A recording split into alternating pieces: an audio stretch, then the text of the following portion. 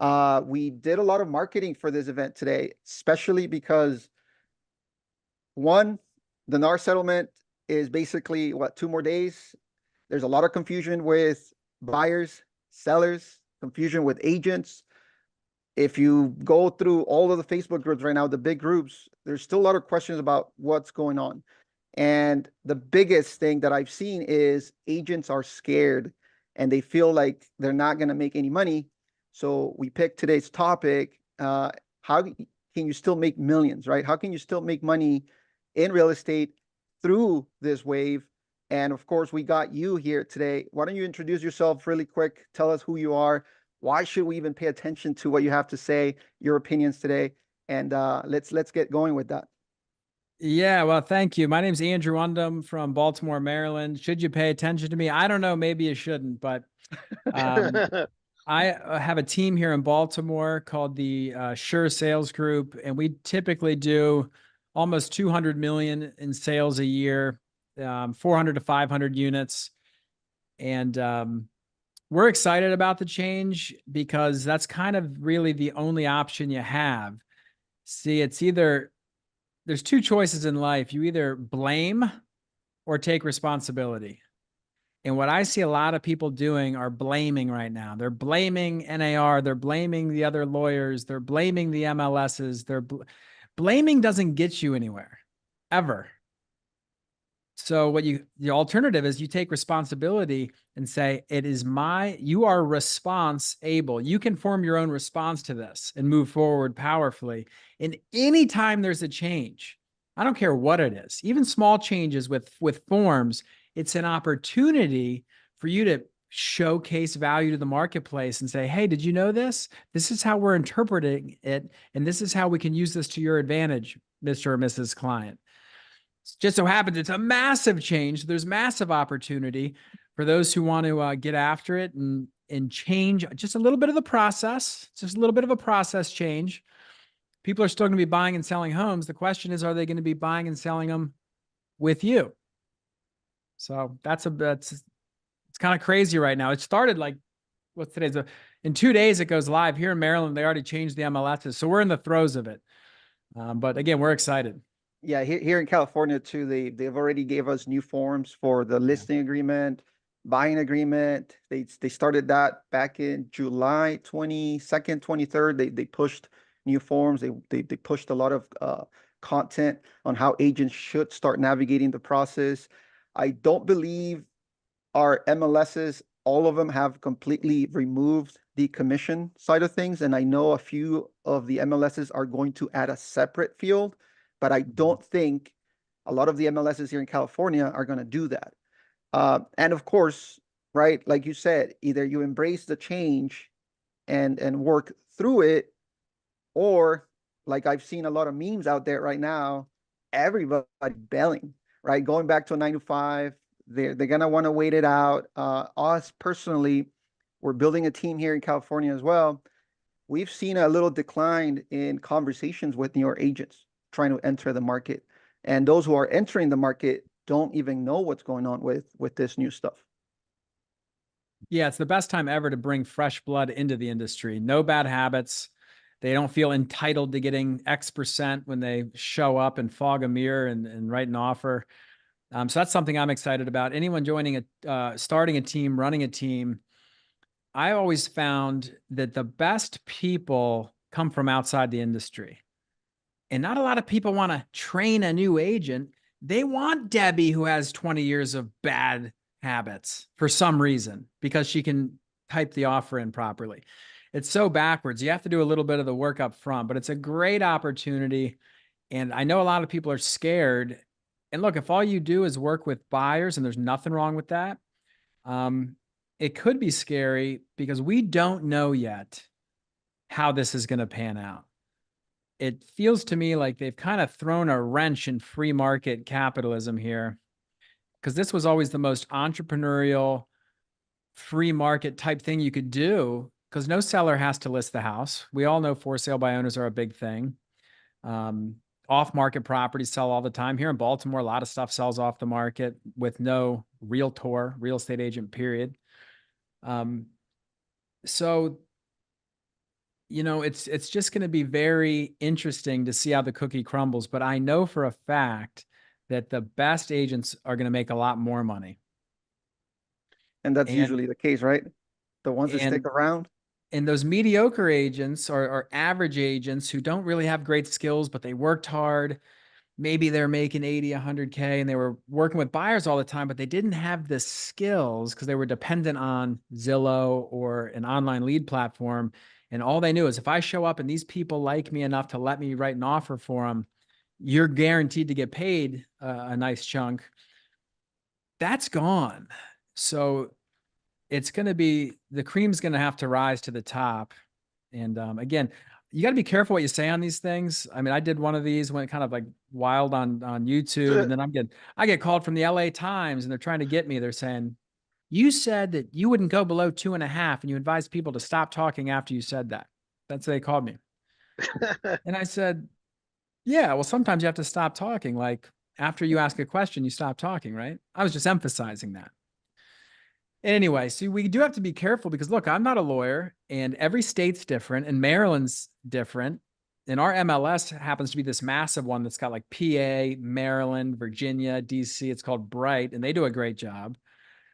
But even those, our friends at the MLSs are kind of like rolling their eyes thinking, wow, we're doing a lot of work for nothing to appease this settlement. So I'll go on record saying a little disappointed in the early settlement. And that is what it is. But I'm not blaming anybody. This is the new rules. I'll play the game better than you. That's the game. You set the rules, I'll play the game. How about that? That's it. That's it, Andrew. And like I tell Robert, and it's funny when you just said that the agent who's dependent on Zillow, Trulia, and all these companies that give them these free leads for a small cut. What happened if that went away? I always tell the agents that I work with that you have to go back to the basics, right? Door knocking is great to brand yourself in that area. And you don't have to do the whole zip code because you're in California. I think we have like 80 something counties, right? It's a big state. Another thing to do is open houses right now. I told Robert that open houses are gold. A lot of these agents are not showing up with their clients because like they had to get that 9 to 5 or they're doing, DoorDash or Uber to take care of their families, which I'm all for it. But at the same time, you also got these people that are showing up that need an agent, that need direction, that need somebody to hold them by the hand and walk them through the process. So the market right now, like you said, Andrew, I like it myself as well because it's uncertain. And I believe, and we all know here, that when you're comfortable, comfortable is not a good place. You need to be uncomfortable because that's where growth is going to take place. And that's why my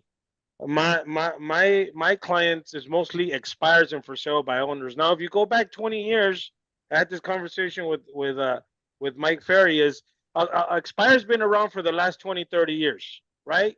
And those are people who raise their hand that unfortunately their house didn't sell for a couple reasons. And I'm just like you, Andrew and Robert. I don't want to say something. I don't want the Los Angeles Times calling me. Why'd you say that, Alfred? But we all know mostly why the house didn't sell, right? The price of the condition, and I won't say the third thing, but I always go after expires. And I went to a listing appointment this Monday, and I got the first objection from the client. She's like, Alfred, I'm so happy that I only have to pay you and I don't have to pay a buyer agent. And when I told her, hey, I said, I agree with you, Natalie. Did you know if you look in that contract in the last 15, 20 years, you did not have to ever pay that commission fee, but a lot of people don't read the contract. I said, but let me ask you this, Natalie. You're going to hire me to sell your house, and I'm going to bring you an offer.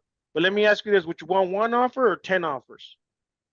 Right? You want 10 offers because the more offers, the more eyeballs, the more money in your property. Now, you paying a buyer commission is very important because we might have buyers looking at this area that are fully qualified, even cash buyers that are ready to buy your house. And my fiduciary duties to you. But what happens if an agent from an outside office brings me the buyer? I would hate for you to turn them away. Because remember, what's more important is how much you pay us in the commission or how much I net you after selling your house. And then I address it that way, and she's like, oh, okay. I just heard all this in the news and CNN and all this stuff. And Andrew, correct me if I'm wrong. I think us as agents, we also are the ones gossiping about this. NAR, NAR, NAR, NAR, NAR. Like Robert said, I've seen hundreds of memes. I'm a part of over 100 groups in real estate, and the only people talking about it is us. It's kind of weird.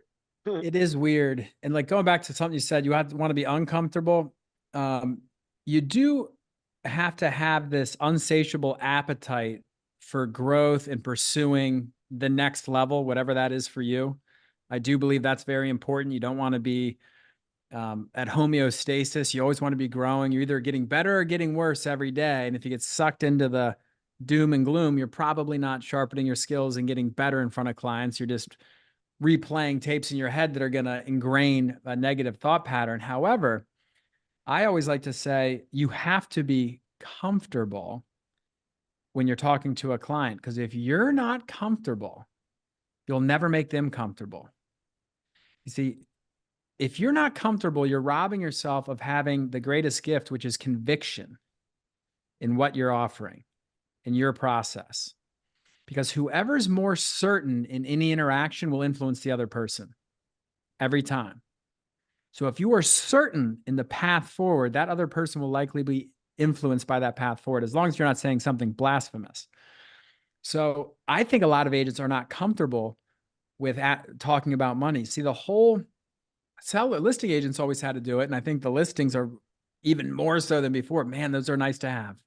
Yeah. those are going to be even more nice to have, because I do believe a lot of buyers with maybe misguided, they'll just want to go directly to the listing agent, and that's their prerogative. They could have done that in the first place. We used to see that all the time before all the changes. Well, I'm just going to call the listing agent. Okay, go ahead.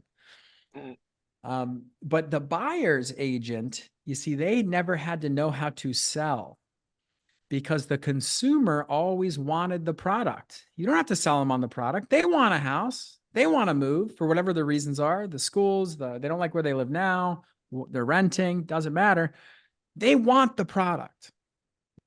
And what you're actually selling them is a service. You're not selling them a house. You're selling yourself as a guide on that journey to get the house. Well, that was so easy because you never had to talk about money. And people were dumb enough to say, like, I work for you for free. No, you don't. And that was a big topic in the NAR settlement, which I think they got right, which is, no, you buyer's agents don't work for free. You can't tell the buyer you're working with them for free. Absolutely not. But they've never been conditioned, because they didn't have to sell themselves. They never did that. And that's the big difference. So there's going to be buyer's agents who crush it. And the big opportunity also is you have 2 bites at the value apple now, because your income's not predetermined by the listing agent. Make it 3, make it 4, make it 2, make it 1, make it whatever you want, because it's always and always will be negotiable. That's not changing, but you get to set what it's worth. And as long as you explain that buyer's agency agreement properly, you just need the right to be able to negotiate your fee with the seller. You don't necessarily have to say, hey, buyer, no matter what happens, you have to pay me X. I mean, you could do that. That's kind of a tough sell. I sold $3 million homes last week. A couple of them were my friends. Imagine if I said, hey, Robert, you want to go look at this house? Yeah, here, make sure no matter what, you're going to give me 25 G's, right? You're going to tell me to fuck off. Yeah. Probably. So you have to work on that in a logical, reasonable style. And then when the time's right, go through all of the components of value you bring to the relationship that most people aren't familiar with on the journey to buying a new home. And I think that's where all the value is. That's what we always hear. You have to showcase your value. Everyone says that. Every coach is just screaming at, show your value, but they don't tell you how to show your value. Mm-hmm. And no one can tell you how to show your value, because everybody's different. The way I do it's going to be different than the way you guys do it. And we're both right, probably. But you don't have to be someone else. You have to be yourself, be comfortable with who you are. And guess what? A lot of agents don't bring value, and those are the ones freaking out. And as they should be. That's a very normal thing. Oh yeah, my those God, are the ones. Yeah. They're the ones spreading all this stuff. You're absolutely right. The ones that are doing the memes and the videos and the reels of all this stuff. But yeah, you're absolutely right. They have to learn how to sell. Got to learn how to sell. Yeah, I think that the biggest issue, right, like you mentioned, Andrew, was that the fact that prior to this, buyer agents would always say, "Oh, you don't have to pay me," right? Like what you said, I'll get compensated from the seller.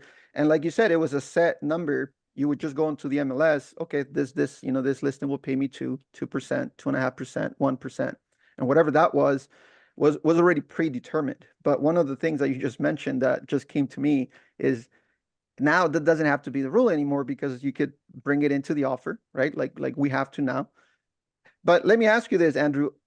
What else do you think a buyer's agent can do right now? I know you mentioned nobody can tell you how to provide value, but what are the things that you could highlight? Because I know I saw a couple of your videos before, and that's one of the things that you do, right? Buyer's presentations. How do you make them? Because before, hey, we're listing agents, we have to have a listing presentation.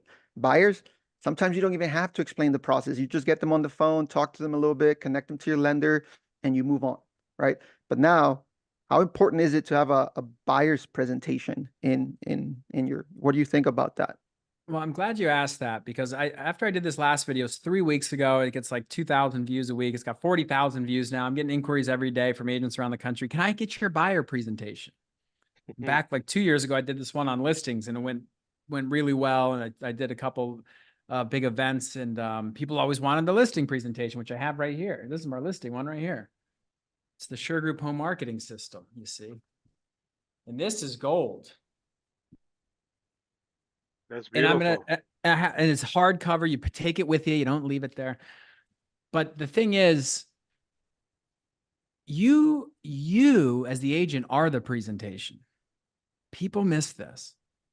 You bring in a slideshow or a booklet or whatever, that's worthless. That's called a crutch. That's called somebody who doesn't know what they're talking about and say, oh, let me see here. Oh yeah, let me talk about this. Because you don't know it. You're not unconsciously competent about it. So when you're talking about a presentation, and I agree, you have to say something, right? You have to show up, but they're buying you. They're going to buy the house. We don't know what house they're going to buy.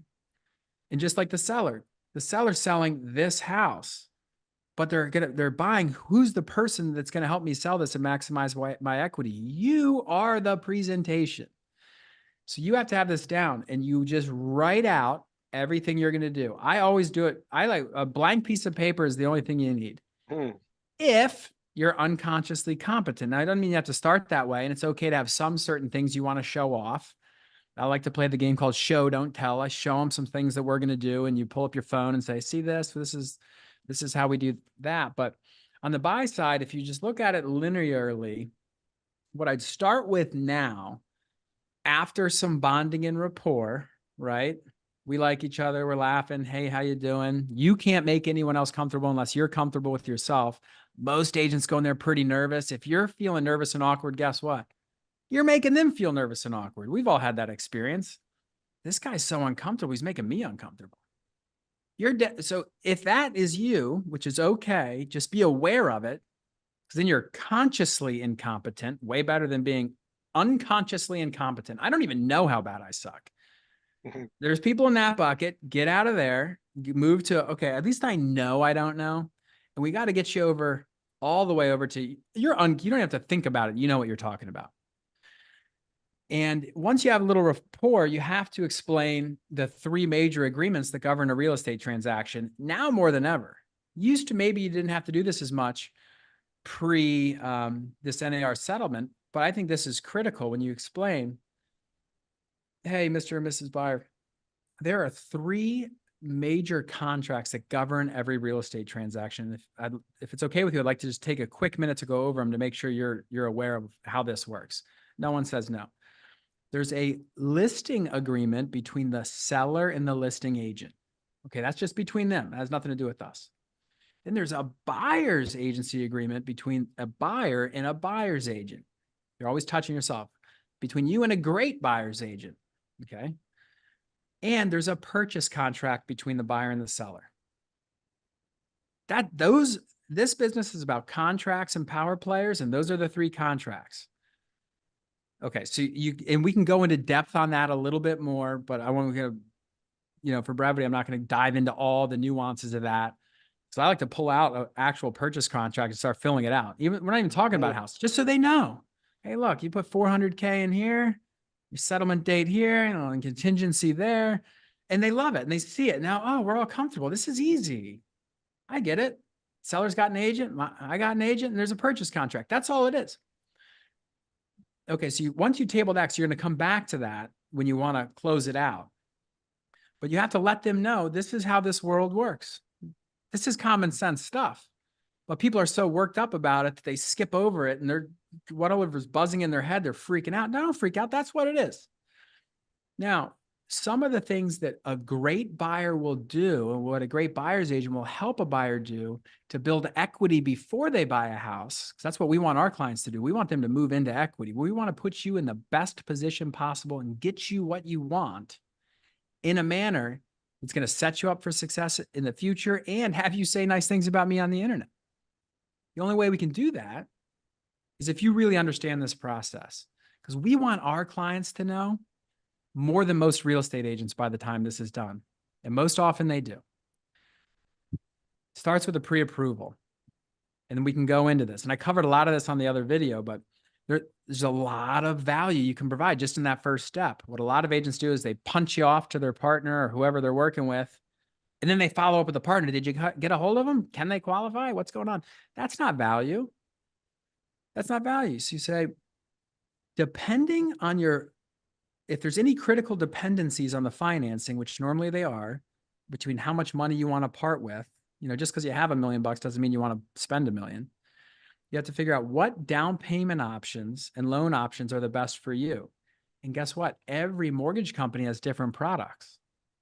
So sometimes the bank can offer a better product than the credit union, and the mortgage broker can offer this product that's better in each unique circumstance. So you really have to understand what is available to you. In our market, based on your occupation, there's great deals for nurses. There's different programs for lawyers. The physician loan for doctors is unbelievable. Depending on what your median income is within certain census tracts, there's free money available.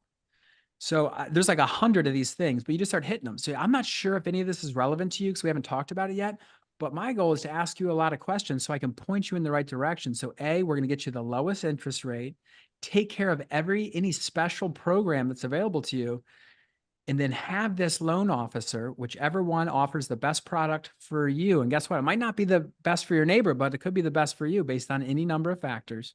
We're going to get this loan officer and we're going to have them verify all your assets. This is important. When you do a mortgage application with one of these companies, they're going to want to pull your credit and ask you some questions. We're going to take it 5 steps further. Send them everything.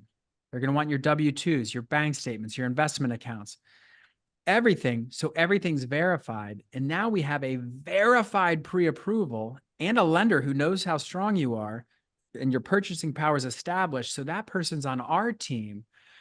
So when we actually find a house, me, you, and the lender can kind of coach that seller on how to talk, the listing agent on how to talk to their seller on how qualified of a buyer you are. Most buyers agents don't do this. Most buyers don't do this. And that's why they lose offers. We're not going to let you do that. Okay, so that's just one piece. Now there's 20 of those pieces, but just on that pre-approval, see, that's a different conversation. I'm a guide. I'm your steward. Hop on Noah's Ark. Let's go. No one's talking to them like that. You want to know why? Because they're so freaked out about saying, oh my God, what if I have to ask them to pay me something? No. You don't talk about the money until after you've shown all the value. Man, I'm hearing gold. When you're talking, Andrew, I'm like, my ears are ringing. It's super awesome what you're covering because you're absolutely 1000% right. A lot of these buyer agents don't do buyer presentations, or like you say, they just pan them off to the lender. Hey, are they qualified? They don't do nothing like that. That is awesome. But I have a separate question for you. I know you have a team, right? I'm starting to get more busy, Andrew, and what would be the best advice? I think this is more of a personal question. I'm gonna take advantage because I know you have an awesome team. What would be the best advice you can give me? And this is a question for me: is because I need that. I'm gonna start needing leveraging somebody, and I'm looking for, like you said, do I get that person that's been in the business 20 years with all the bad habits, or do I get the ones that are young and they're hungry and they're ready to go? It's a tough question. You can find talent anywhere. You need to find someone who wants to learn and who wants to grow, and you'll find out pretty quick, regardless of how unskilled they are, because you can teach the skills. Almost every human being is capable of being really good, but they have to have some innate desire that comes from within. You can't give it to them. You can't want their success more than them. And a lot of times you will, because you need it. Like, shit, you got overflow. You need help. And that's a recipe for disaster. Because, they say unspoken expectations are just premeditated resentments. You're going to end up resenting these people unless you're so clear on what you want. And I find most agents, most team leaders, this goes from team leader to agent, agent to consumer. If you're not clear on what you want, and if you're not clear on how you want the other person to act, to respond, to move forward, how the hell are they going to be clear? You're not. And most people haven't taken the time to really design, this is exactly what you're going to do to get what you want. And that's the other thing. It's just this is more of a leadership thing. It's not what you want. It's what they want. And does that align with what you want? It's a more intense exercise. I used to think all this was bullshit, like mission, vision, values, core principles. It's not. It's really not, because it helps you move forward. You got to get people in the right seats on the bus or get them off the bus, right? Yeah. So that's a tricky question. In a perfect world, you'd want an experienced agent who's saying, and I think there's going to be a big opportunity for this too. They're saying, you know what? I thought I was good.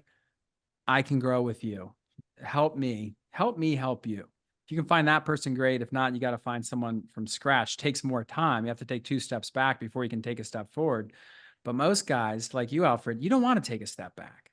Nah. You'll just get frustrated because they mess something up. And here's the rule I have for myself and for clients. This is the same. Like, my customers kind of sometimes are my agents, right? And the clients, because you have 2 jobs there. You can't get mad at anybody for doing something you didn't tell them they couldn't do. Got it. And that's so big because they don't know. So anything that they get wrong is actually your fault. It's blame versus responsibility. Do you want to blame them or do you want to own it? You got to own it. Most people, this job is so filled with rejection and uncertainty. Your life's already filled with that, and you keep tacking on more, and people fold and they get upset, and then they do outlandish things. We've all had that. You say something, and then on the car ride home, you're like, when they said that, I should have just said this. But you had to get your emotional needs met and make them feel like shit to make you feel better. And it's a bad thing. Yeah. So that's a tough question. But if you become the type of person that other people want to be with, because no one's ever going to follow someone that they can't learn anything from. 100%. And who they don't think care about them. And, this sounds all trite and cliche stuff, but I found it to be very true because I've made a lot of mistakes. I've had a lot of good agents that left. I can't tell you how many $10, $20 million producers that I gave birth to that aren't working with me anymore. But we're friends. I was never a dick to them. We're allies. They'll accept my offers. They'll pay the mish. You know what I'm saying? Yeah. That's funny. I'm kidding. Disclosure. I don't know if they'll pay the mish. I don't know, Right. but I can have this business is about relationships. Yeah, that is so true. And real quick, I know I don't want to get off Robert's topic. Real quick, just so that it's set in stone. I know we have over 30 people. How important, Andrew, is to script and role play right now, especially not when the question comes up, I don't want to pay a buyer agent, or vice versa, the buyer doesn't want to pay the agent. How important is to role play? Like, how do you, in your team, how important do you recommend like role playing and scripting it? How important is that? I think it's very important. And to be honest with you, we don't do it. I don't do it. I know I should do it, but I think about it all day long. Okay, awesome. So you can role play with yourself. Common misconception that you have to get a buddy and be easy and say yes to everything I say and make it easy or whatever. however role play goes, you can do it. If you can declutter your mind and just say, I know if they say this, I'm going to say that. And look, when someone asks me, here's like, this is a gem. Okay. I'm not sure if I've ever shared this, but this is, if anyone asks you, why should I hire you? Why should I pay you? Why should we go with you? Any number of those things. There's a million of variations of that, right? The answer is this. I don't know. Maybe you shouldn't. But I'd like to ask you some questions. No, because that's not what a salesperson does. Yeah. They're expecting you to say, oh, well, I'm number one and I've done this and this and this and this and this. No. Say, well, I don't know. Maybe you shouldn't go with me. So disarming. It's called a pattern interrupt. You see, but I'd like to ask you some questions to figure out if it makes sense. And look, at any point in time, please raise your hand and say, this isn't going to work out, because I do not want to waste your time. And I certainly don't want to waste mine. But I think most often, like, look, we sell 500 homes a year, 2 a day, every day, every weekday. We help a lot of people. You can read the reviews. I think we're probably a good fit, but I don't even know myself. So if it's okay with you, I'd like to go over the 3 components of the 3 contracts and some of the value we bring to the buyers, and then you decide. And I will not be offended. This doesn't have to be weird. You're just trying to buy a house. I don't want to get in your way. Then they love you for that. That's awesome. Give people permission to say, stop talking to me and leave. What a gift. Oh, I don't have to waste my time with this person anymore. Trash. There you go. I started deleting a lot of follow-ups. Yeah, people treat, no one has ever woke up in the morning and said, you know what I want to be today? I want to be a real estate lead. I want to get treated like a real estate lead. That's not what they don't say that. But that's what we do. This is a human being who wants what's best for them and their family. And oftentimes, even when they think they know what's best, there's a lot of components of value. And your job is to make their light bulb go off. Oh, shit, maybe there is a better loan program for me. Oh, maybe there is a better way to search for homes than just clicking on Redfin or Zillow. Oh, maybe there is, I should study the components of an offer, and every house is different, right? The components, the way I used to do the buyer's agent thing, to get back to Robert's question, was I'd always do this. Anytime someone's talking about buying a house, I said, do you at least know what the 5 components of an offer are? They don't know. They'll say, well, 1 is the purchase price. That's typically what people are thinking. Then you have closing costs. Have you ever heard that term before? Yeah. Do you know what it means? Right. So you break that down. We have your transfer and recordation fees. You're going to put a little property taxes up front, some insurance. That's your money, by the way. Some people call them prepaids. It's all lumped in with closing costs. Taxes up front, insurance up front, transfer and recordation taxes. In Baltimore City, it's pretty high. It's 3% split between the buyer and the seller. So that's 1.5% to you. You just break it out. That's why I like to do everything on pen. Instead of saying, here's my presentation, slide 2. That's lame. You break it out for them. Because then every presentation should be different. Because it's not about you, it's about them. How would I make a presentation about you if I don't know anything about you yet? That would be stupid, but that's what everybody wants. No, I want to do the same thing. It's going to work for everybody. It's not. No, but purchase price, closing costs, contingencies. My job is to protect you. Okay, we're not going to give our power away here. The seller has 1 house to sell. We can buy whatever we want. So when we make an offer, we put contingencies in there. So we have the right to buy the house. We don't have to buy that house. You should never feel any pressure. I'm going to make sure you don't. So we're going to do this offer properly. Purchase price, closing costs, contingencies, appraisal, financing, home inspection. You guys get that. Deposit, earnest money deposit, and settlement date. Those are the 5 things. Purchase price, closing costs, contingencies, earnest money deposit, settlement date. That's what an offer is. Now, if we go look at 3 homes, and 1 home is vacant and it's beautiful, and then you like that house, and you also like this other home, but people are obviously living there. We have no idea what the seller wants on these things, but it's probably fair to assume the vacant house, they want you to settle relatively quickly. This person living in this house might need 60 days. So that settlement date piece becomes really important. If we give them what they want on this piece, maybe we get what we want up here, lower purchase price. Maybe they help with some of the closing costs. And by the way, some of that closing costs in this day and age could be used to offset your fee for the buyer's agent commission. They're calling them concessions now. So that right there is a great place to start too. So guys, when you guys are looking on Zillow and you see a house for 400K, I know what you guys are doing. Oh man, I wonder if we could get that for 400. No, you say, I wonder if we could get that for 400 with them paying 3% towards our closing costs with a $5,000 deposit, 10 days for a home inspection, 21 days for financing contingency if we settled in 30 days. Now you're talking, you see. Now you're talking like an educated buyer. But this is right in that first buyer meeting. If you're talking about all these little things, now they're saying that's the guy. This guy actually is giving me something that I care about. He's teaching me. If you can't teach them something, they will not follow you. Unless you're really funny. It's best if you're both. If you can make people laugh, you can make them do anything. But if you can teach them and get them laughing, comfortability's at an all-time high, they like you, they trust you, you're going to be in pretty good shape. That is awesome, man. Thank you so much for sharing those nuggets. I'm sure Robert. Hey, there's 30 people following me. Can you follow me on Instagram? I'm trying to get these follower count up. It's at Undum. Yeah, come on, guys. Let's make sure we follow Andrew. I got this stuff all day. Yeah, fire away more questions. I'm here. All right, guys, Yeah, if you yeah. have questions, drop them in the comments. You should be able to just type or choose everyone at the very top of your chat box. Post those questions, and a lot of nuggets, a lot of value, Andrew, especially about what when you talked about the teams. Of course, we're here for the NAR settlement stuff, right?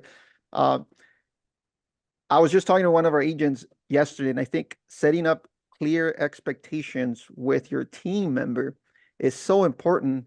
And just a quick conversation sometimes doesn't cut it. You know, I suggested, hey, put it in writing.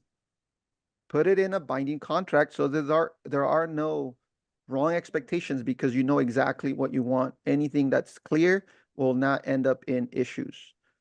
All that 5-step are in the purchase contract. Just no one ever takes the time to discuss or point out to the buyer or borrower. Paul is basically rephrasing what you just mentioned, Andrew, with the 5 things that you want to cover. I think now more so than ever, it's more important to understand that if you're not going to be putting in the time and the work to provide that value, sitting down with those buyers and going through this whole explanation and building that report, you're going to stay behind. You're going to be in the back. Now, with that said, though, doing this with every single buyer, right, especially you building a team, how scalable is that going to be? And how do you make it better? Like, how do you make it better so that, because I mean, now let's say, for example, you have to spend 30 minutes, an hour with buyers, right, to explain this whole process. You're not just pawning them off to your lender, so you're not even going to know whether they qualify or not. How do you manage all that stuff? Well, I don't think it's scalable, for one, and that's a good thing because it's dynamic. It's a fluid environment. How you talk to somebody that you meet at an open house will be different than how you talk to somebody that you met at the bar. Oh, my sister's thinking about buying a house. It's different than if you get someone to come to your office and they're serious, they want to talk about it. So it's not, you have to be able to, again, unconsciously competent, try to give them what they need in the moment. We're not in a vacuum. What agents would love is say, hey, every time I get a buyer, I'm going to sit down and they're going to want to sit down at my office and let me talk at them for an hour to make sure they understand this. That's not the case. If they don't want to hear it, don't say it. But so you have to get permission. Okay. You have to get permission to go over this. I like to call this an upfront contract. This is verbal. Okay. It's not a contract. But you want to give, if you really want to give people what they want, and look, a lot of times people don't know what they want, but you still got to try to give it to them. Just like when Steve Jobs pulled this out of his pocket and he goes, I made a phone so sexy, you're going to want to lick the buttons off of it. There's not even a button on here. No one knew they wanted that. You didn't know. Everyone had their BlackBerrys say, you want this? Boom. So you have to show them what they want. But how you do that is anytime you're meeting with somebody, after you have a little bit of rapport, you can't come out of the gates, guns blazing, and start dropping knowledge on them. You say, what types of things would you like to go over in order to make the best use of your time? That's what you ask a buyer. Hey, is there anything like, what types of things would you like to have some comfortability around in order to make the best use of your time today? What you're getting there is their agenda. They'll tell you. If you can shut up for a minute, they will tell you what they want. So you have to ask them that. What types of things would you like to go over in order to make the best use of your time? They'll say, hey, well, whatever they say, doesn't matter. You write it down. Doesn't matter what they say. They'll say, hey, we're just looking at buying. We got to get out of the school. We like the area. We're just trying to figure out whatever. They'll hit a bunch of things. They say, hey, a lot of times, not saying it's the case here, but most buyers have never really fully understood the 3 major agreements that govern a real estate transaction, the 5 steps of an offer, the current market dynamics in this zip code in this county, which is just a relationship between active pendings and solds, and the 7 key steps throughout the timeline of buying a home where we can provide a lot of value. If you have 15 minutes, I'll go over it with you. If not, that's cool. They say, most of them, if they're serious, yeah, they want to know that stuff because it's about them. It's what they care about. You say, cool. So here's what you said. We'll make sure I hit that. We also just gained agreement to talk about all the stuff I want to talk about. Major agreements that govern a transaction, components of value during the process, 5 steps of an offer. Right up front. So this takes 2 minutes. We're going to cover what you want. Here's what I want to talk about. How much time do you have today? You always set the time yourself. I have to jump out of here in 45 minutes. Shouldn't take that long. So that way they can't just be like, oh, I got to go. Yeah. Okay, cool. Awesome. Hey, at the end of this meeting, 1 of 2 things are going to happen. You're going to decide for whatever reason, now's not the best time for any number of reasons. And conversely, and more oftenly, we're going to figure out what the next best step is.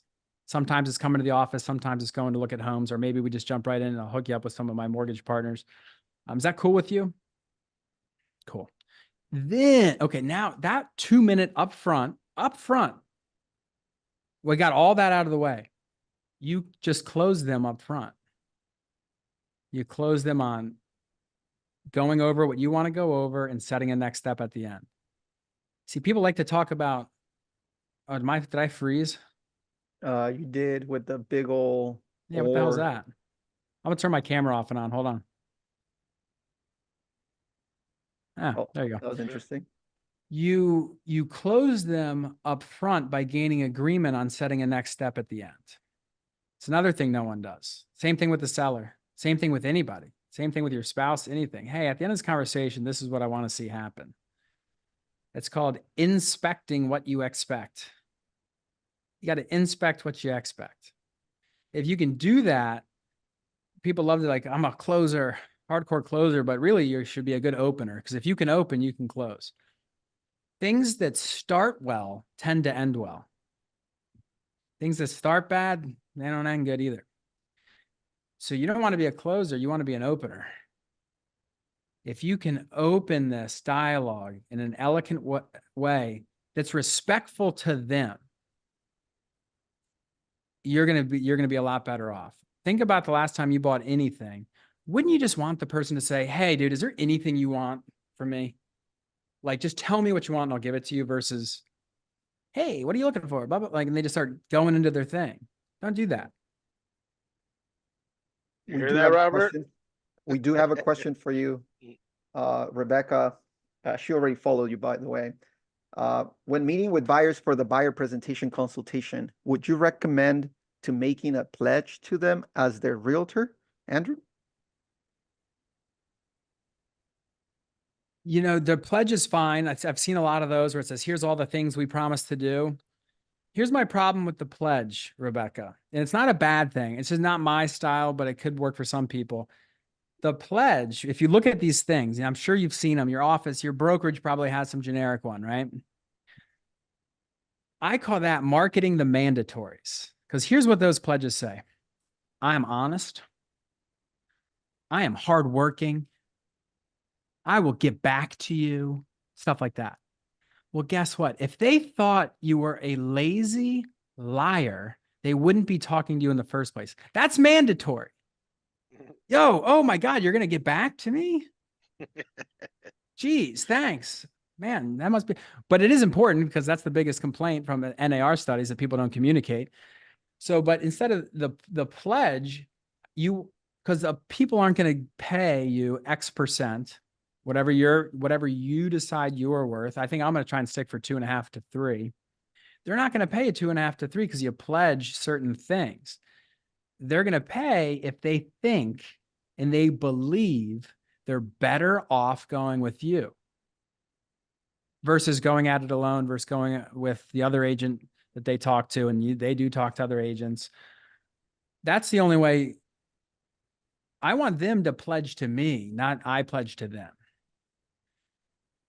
And I don't expect them to unless I can show them this avalanche of value where I'm gonna hook you up and save you big on the mortgage. I'm gonna teach you about this market. I'm gonna make your offer solid as shit. I'm gonna drive your closing costs down, not only through negotiation, but through my relationships. I'm gonna get you a reissue rate on your title insurance. My inspectors are gonna give you discounts. I have a whole home services ecosystem that I'm gonna put together on your behalf to make sure everything is taken care of. This is going to save you tens of thousands of dollars. I mean, shit, my negotiation alone is worth 2 points. If you don't think I can save you 10 when I'm talking to the listing agent, just don't hire me. But they're not, you have to be so confident to say that. You don't blink. You're staring right through them. Navy SEAL sniper, center mass.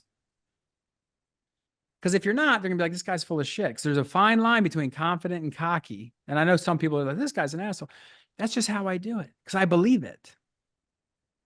And if you get really good at this and you're fluid in how you talk about the market research, the whole search process and how the IDX works and how MLS works and expireds and coming soons and how builder listings work and all your loan options and how you gather intel. Once you find a property you like, what a great agent does is we know we get paid in direct proportion to the information we gather, not the information we give. I will gather everything about this house forensically. What did they buy it for? When did they buy it? What type of loan did they get? Why are they moving? How long has it been on the market? What's the days on market for their house versus days on market in the area? What's the list to sales price ratio in the zip code? How many showings have they had? What are they looking for? Does that seller have any critical dependencies on time frame and pricing? We gather information so we can structure an offer where you're going to win, but they still get what they want. See, if most agents don't do this because they're driving DoorDash, because they don't do this all day, every day. So if you're not super fluid with how you're delivering that, you don't need a presentation. You need to draw it out on a piece of paper just like this. Just draw it out. This is what we're going to do. Ba-boom, ba-boom, ba-boom, ba-boom, ba-boom. You say, what I'd like to do, and you want them to pledge to you. That's what they're doing. If they sign a buyer agency agreement, they're pledging to you. And then, of course, I'm not saying you can't use it, but ancillary say, oh, by the way, our company guarantees all this stuff too. But I just think that's a little bit weaker than you saying, this is what you got with me. And people have a great BS detector. I wouldn't advise you saying any of that unless you believe it and you're going to do it. Because the fastest way to ruin your career and why 87% of agents already fail in a short period of time, and that's going to go up, is because they don't do any of this. And they don't believe it. You know, they don't believe that they can deliver on that stuff. So that's a personal problem. That's not your client's problem. That's your problem. Don't make your problem someone else's problem. Damn right. Well said, Andrew. I think there's another question right there, huh, Robert? There is, let me see. When negotiate, you can read that too, Andrew, right? I'm just Let's gonna read see. it out loud. Yeah, I got it. It says, and I have another question. When negotiating with buyers on the buyer representation agreement, how would you explain you charge 2 to 3% for your services, and how would you input it so they know it's negotiable and they have options to get buyer's agents compensation paid by the seller, lender, or even the buyers themselves? See, Rebecca's asking the good questions. See, these are so tricky because they're so new. And my answer on this could change in 2 months after. Who knows what? I'm sure there's going to be some disruption coming from other companies, which I love because the best trained teams love a muddy field. We're going to be on offense the whole time.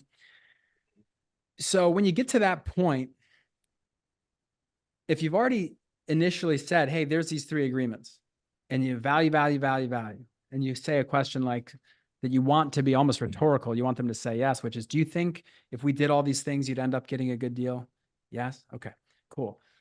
Then you pull out that buyer's broker agreement and I draw on there. I say, here's how it's worked for 150 years. There's a listing agent, LA, and a seller. And then over here, we have the buyer's agent, which I'd love to be for you, and you, the buyer. The listing agent gets the seller to agree to a commission. Typically, historically, that was between 5 and 6%. Let's just say 6 for easy math. The listing agent has a 6% commission, and they agreed to give the buyer's agent half of it. Very simple. So I was getting 3. Well, they just made that's illegal. That is the change. The listing agent can't pay me, the buyer's agent, which is unfortunate. So the buyer's agent can either get paid from the seller directly or from the buyer directly. But it's the same pot. All the money in the transaction is coming from the buyer to the seller. You're buying their house. And the agents are just here to be advisory in capacity and help them get it done. So every comp you see, have you ever heard that word comps? It's a stupid word. We made it up. Comps, every house you're seeing that's sold that's comparable, that sales price had that 6% baked in. Every one of them. So now the question is, if the listing agent can't pay me, I have to be able to ask the seller for it with your permission. And if the seller won't pay, then you can decide to pay me. We can finance it. We can pay a little bit more. But here's what you need to know. The seller, almost every time, 99% of the time, they only care about what they net if they accept your offer. Just like fast forward 10 years when you maybe sell the house. You get all these offers. You're going to want the one that puts the most money in your pocket, right? Yeah, that's what these sellers want. So I can either ask the seller to pay me, or we can increase the sales price a little bit and have the seller pay me, or you can pay me directly, or you can finance the closing costs. There's any number of things, but we don't need to go into that right now because it's going to be different on every house, like I explained. Once I gather all the information, we'll be able to put this together. I just need permission to operate with agency on your behalf so I can gather and bring you back the information. At the end of the day, you're going to make all the decisions. But just know, and this is how I do it, and this is what the LA Times try to get me on, which is just know I need to be guaranteed that I'm going to get 2.5% either way. Now, look, if the seller won't pay and the house doesn't work out, then maybe we don't offer on that house. That's going to be up to you. So that's that difficult conversation that you're just going to have to, I think the industry is going to get a lot better and you're going to learn a lot based on a lot of these situations. I think, like you're saying, people are just going to get comfortable understanding that things have changed, and not just agents, but buyers and sellers. Buyers are probably going to get comfortable paying out of pocket for compensation. And it may be 2 months, 3 months down the road, a mute point going forward where you don't have to worry about it too much, but we don't know. And well, here's the thing about change. Well, you know, Jeff Bezos had this great thing when they said, Amazon was getting rolling. They said, so Jeff, like, what do you see changing? What's changing in the online marketplace world? And he said, there's so much changing. I don't like to focus on what's changing. I like to focus on what's not going to change. And he said, people are always going to want to get stuff quicker, faster, and cheaper. I don't care what changes, right? And that's where Amazon Prime, that everyone loves that. So in our world, you say, yeah, there's a ton of changes, but I'd even tell the client, if you're the buyer, and say, you know, I know there's 2 things that aren't going to change. The sellers are going to want to net as much money as they can. And buyers are better off having a seasoned professional navigate this environment, because this is contracts, power players, and sharks out here. So that's not going to change. Just how I get paid is going to change. And you just need to be okay with that. Otherwise, it might not be a good fit. I take it away from them. Let them shut you down instead of you trying to overcome objections, which is the opposite of what all the training is. No, they say this, you just object, overcome. Your job's not to overcome. If you're always overcoming objections, you're not providing enough value. Not saying you can't, you got to know how to dance. I don't say follow, just as soon as they give you any pushback, play dead and run away. That's not what I'm saying. I'm saying if you're getting them, you didn't open it properly. You didn't explain everything properly. You weren't convicted. Remove the objections before they even happen, right? Yeah. Basic sales 101. All right.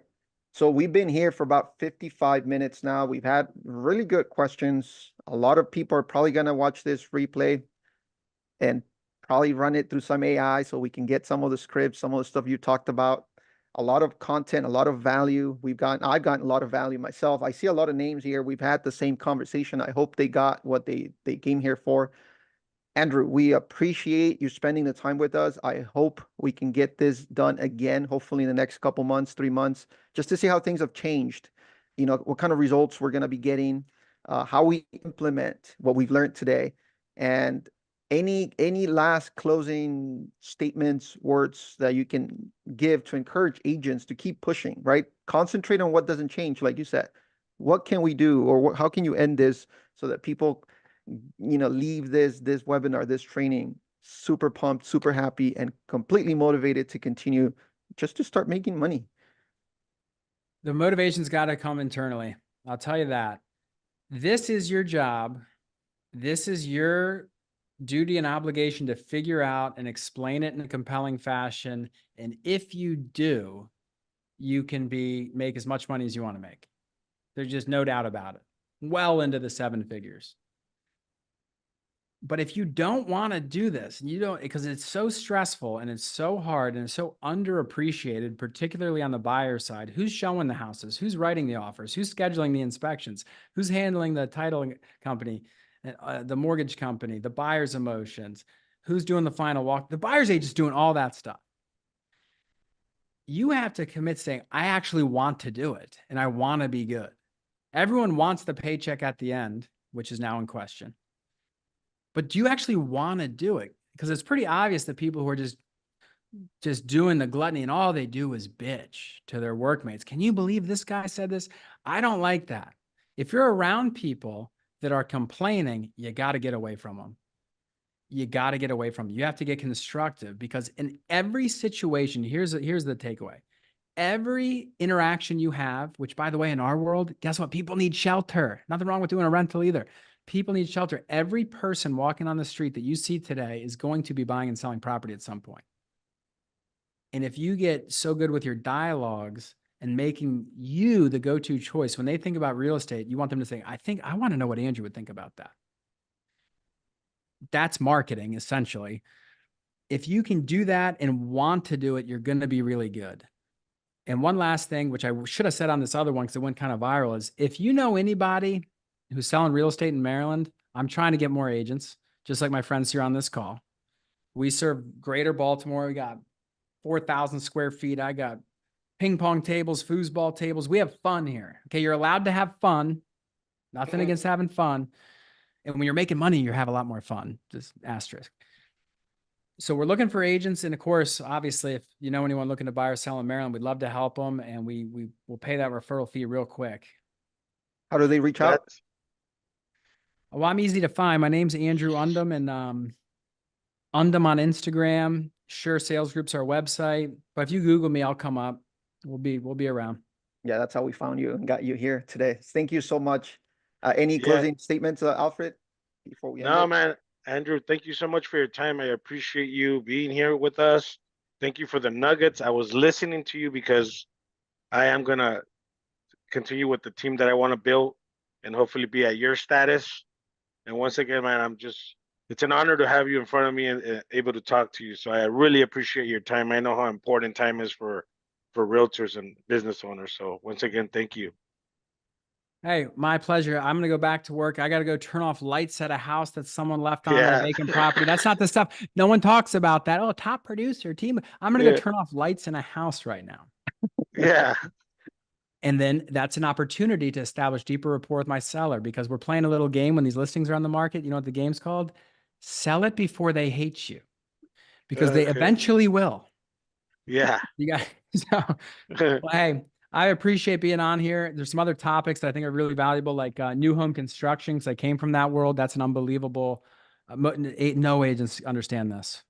Yeah. The power. If you can make a new home sales rep your ally, which I used to do like a training and all these stuff. I have so much stuff on that stuff. So if you guys blow this up, I'll come back. If I don't get any followers and I don't get anything, I'm never going to talk to you guys again. Okay.